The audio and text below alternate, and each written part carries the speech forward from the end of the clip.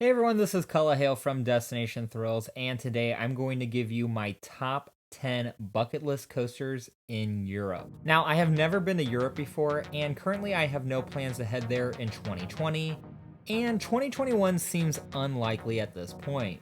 But my goal is to hop across the pond and experience all Europe has to offer in 2022. And trust me, 2022 couldn't come soon enough, as I have been dying to check out parks like Portaventura and Energylandia for years now.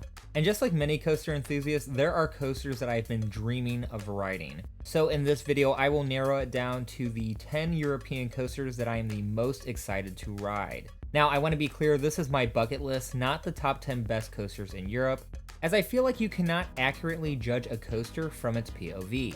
So this will be the top 10 coasters that, if I were given a choice to ride today, I would select. Now quickly, if you like coaster ranking videos, I have plenty of them on my channel, including our latest one, which is the top 10 coasters in the state of Missouri. If you would like to check that out, I will link it in the card above. Alright, enough stalling, let's jump into the top 10. Also a disclaimer, if I mispronounce any of these coaster names or parks, I apologize. I'm not very good at this, so you might cringe a few times in this video when I mispronounce something, so just throwing that out there. Okay, starting off is Colossos at Heide Park in Germany. This INTAMIN prefab wooden coaster has a drop height of 164 feet, reaches a top speed of 68 miles per hour, and has a track length of 4,409 feet. Now, I just rode this coaster's younger sibling El Toro at Six Flags Great Adventure last year, and the experience was incredible. And that has increased my desire to ride more INTAMIN prefab wooden coasters like Colossos. Now, I have heard from several coaster enthusiasts that El Toro is the superior coaster, and that the airtime isn't as special as El Toro. This is why Colossos is not that high on my list, but they did do a lot of retracking on the ride, which they just reopened in 2019. This may enhance the experience. Plus, I always enjoy a crazy wooden coaster, and Colossos looks to have enough airtime and aggression in the layout to make it on this list. On to our number 9 spot, we have TAIGA at LINNANMAKI in Finland. This coaster was also manufactured by INTAMIN Rides and opened in 2019. The ride has a height of 170 feet, a max speed of 66 miles per hour, and a total track length of 3,622 feet. TAIGA also features 2 LSM launches and features 4 inversions. I'm really surprised that TAIGA doesn't get more attention. INTAMIN Blitz coasters are known for their incredible pacing, and the 2 that I have been on, Maverick at Cedar Point and Cheetah Hunt at Busch Gardens Tampa Bay, are some of my favorite coasters. TAIGA looks like the next generation Blitz model that takes the intensity of a Maverick but mixes it with some wacky RMC inspired elements. The inversion that looks the wackiest is that 0G winder right after the launch. It looks like the direction of the track curves slightly left while you are twisting to your right. This looks to be a moment of superb hang time. I also love the ride's potential in the smaller airtime sections. If watching RMC POVs have taught me anything, it is that you cannot judge strong airtime from them. What might look to be a small hop on camera could turn out to be an extreme negative G moment. Now, this is one ride I have not seen a lot of reviews on yet because it is so brand new, so I'm not sure if I'm going to like it or not, but I do know that I enjoy INTAMIN Blitz coasters, which is what drew me to put TAIGA at number 9. Alright, let's move on to our number 8, and we have another fairly new coaster, Hyperion at Energylandia. And again, we have another INTAMIN Rides coaster, but this time it is their mega coaster model. Hyperion has a height of 252 feet, a maximum speed of 88 miles per hour, and has a track length of 4,757 feet. Needless to say, this coaster is a monster. Now, the only INTAMIN mega coaster I have ridden is INTAMIN's first giga coaster, Millennium Force. I was a bit underwhelmed by this ride when I visited Cedar Point for the first time in 2018. I wasn't a big fan of the long drawn-out turns and overbanks. I prefer snappy, out-of-control maneuvers, which is what Millennium Force lacks. Hyperion, on the other hand, looks to incorporate those low-to-the-ground twisty sections of track in the second half of the layout. Plus, the ride looks to have more airtime. I am also interested to see what that dive drop is like. Is it a mix of air with a sudden twist in the middle? I don't know, but it looks sweet. Now, Hyperion would be much higher just judging off the POVs, but when it opened, I watched a lot of reviews on the ride and there was some positive things, but it seemed like everyone came off a little underwhelmed. So I was disappointed to hear that people weren't as excited coming off the ride as they were going in. This is why I have dropped Hyperion to number 8. However, it doesn't fall off the list completely because I have been so emotionally invested into this coaster that I still want to get my ride on it to judge it for myself. Okay, let's move on to number 7. We have Helix at Liseberg in Sweden. This coaster was built by MACK Rides in 2014. It climbs up 134 feet in the air, reaches speeds up to 62 miles per hour, and it marathons through 4,530 feet of steel coaster track. Helix also features 2 launches and a whopping 7 inversions. Now, from my experience on Time Traveler, I don't feel like MACK Rides has the most intense coasters, but I will say they have the most entertaining and comfortable rides. I have watched so many videos on Helix, and I'm very fascinated by its modern technology. Before I started nerding out on coasters, I probably could only name a handful of coasters in Europe, and you better believe that Helix was one of them. Its sleek look and its position in the terrain is enthusiast eye candy. What impresses me the most about Helix is the duration and the amount of elements it has. This coaster has a 2 minute and 10-second duration with no lift hill. That means that its 2 minutes and 10 seconds are non-stop action. Once the ride departs the station, the adventure begins with a corkscrew inversion. Then it follows up with 2 launches, several airtime hills and twists, along with 6 more inversions. So even though I'm a little skeptical of the ride's intensity, I know I will thoroughly enjoy the amount of time you are on the track. Okay, jumping to number 6, we have Lech coaster at Legendia in Poland. This new generation VEKOMA model is quite the talk around the coaster world. The attention is surprising considering it is only 131 feet tall, only goes 59 miles per hour, and has a track length of under 3,000 feet. So what is it that attracts enthusiasts to this coaster? Could it be that we are secretly wanting VEKOMA, a manufacturer that has become the butt of many jokes for enthusiasts, to make a huge comeback? I mean, we all love that underdog storyline. Or could it just be how twisted the layout looks? For me, it is a mixture of both. There is something mysterious about these new generation VEKOMAs. Almost like I have a hard time believing they are actually not going to be brutally painful. My disbelief is so strong that it motivates me to want to ride it even more just to test it out. Plus, they look so beautiful with the new track design, and the artistic touch on the trains is wonderful. It is hard not to ooh and ah over the potential experience. So yes, I am definitely on the next generation VEKOMA hype train, and actually there is a park that I believe could be the first one to get one of these new generation VEKOMAs. Now, if you are interested in which park that might be, go ahead and click the link in the card above. But just watching the POV with you all now, I don't know, there is just something that looks fun about this ride, and is why I put it at number 6. Let's head on to number 5, which is, oh god, I'm gonna mess this up so bad. Karnan at Hansa Park in Germany. I know I'm butchering that bad, I apologize. I'm just gonna call it Karnan for now.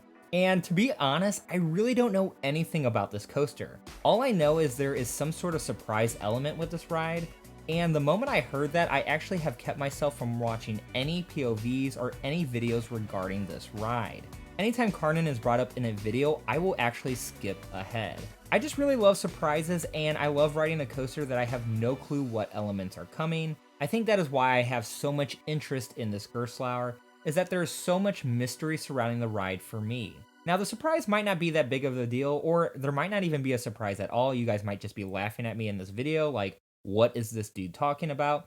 But that is the whole fun of it, and I have seen some pictures of the ride, the one we're looking at right now, and it looks tall, it looks like it's got some fun elements, so even if there is no surprise, I could see me liking this ride. And that is why I put it at number 5 on my bucket list. Okay, at number 4 we have Wildfire at Kolmarden in Sweden.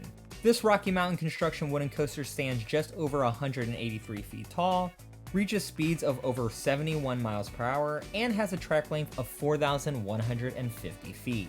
This was the first wooden coaster from RMC in Europe, and out of all of the places to get the first one, it ended up being a zoo. Now, Wildfire looks massive. I really like the views that you get from the top of the lift, and the first drop looks sick. Now, the rest of the layout looks to have your signature RMC elements, weird ejector airtime hills, and a huge 0G stall. For me, that looks to be the highlight inversion.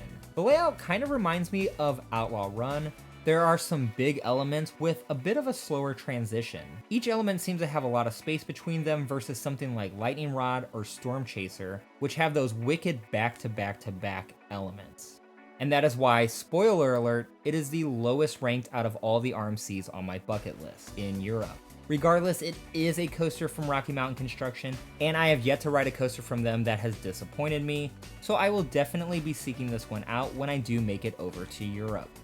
On to number 3, we have Untamed at Walibi, Holland in the Netherlands. This is another coaster from RMC that just opened up in 2019, and it is a hybrid conversion of the former wooden coaster Robin Hood.